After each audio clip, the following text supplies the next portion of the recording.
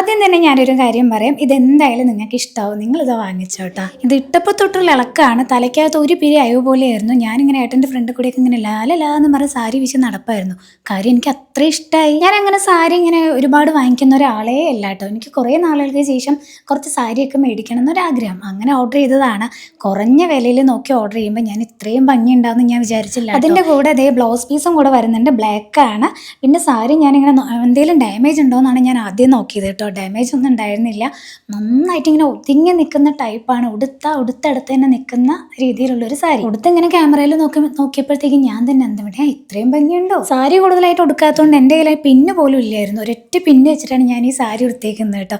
ആ ഒരു മേളിൽ മാത്രമേ കുത്തിയിട്ടുള്ളൂ, വേറെ ഒരു ഭാഗത്ത് ഞാൻ പിന്ന് പോലും കുത്തിയിട്ടില്ല. കണ്ടാ പറയൂ. എന്നാൽ അതാണ് സത്യം. കാര്യം അത്ര ഒതുങ്ങി നിൽക്കുന്നുണ്ട്. നമുക്ക് ഒരൊറ്റ പിന്നിൻ്റെ ആവശ്യം മാത്രമേ ഉള്ളൂ. സാധാരണ നമ്മൾ സാരി ഉടുക്കുമ്പോൾ എത്ര പിന്നാ നമുക്ക് ആവശ്യം വരിക. ഞാൻ വാങ്ങിക്കുന്ന സമയത്ത് 464 രൂപ ഉണ്ടായിരുന്നുള്ളൂ. ഇപ്പൊ നോക്കുമ്പോൾ വീണ്ടും അതിന് കുറച്ചുകൂടെ റേറ്റ് കുറഞ്ഞിട്ടുണ്ടെന്ന് തോന്നുന്നു. സാരി കണ്ട ആവേശത്തിൽ മര്യാദയ്ക്ക് ഒരുങ്ങാൻ പോലും പറ്റിയില്ല. സാരില്ല അല്ലേ? അപ്പൊ ഈ സാരി നിങ്ങൾക്ക് ഇഷ്ടമായില്ലേ എന്നുള്ളത് കമന്റിൽ പറയാം. പിന്നെ ലിങ്ക് ഞാൻ ലെഫ്റ്റ് സൈഡ് ഞാൻ ടാഗ് ചെയ്തിട്ടുണ്ട്.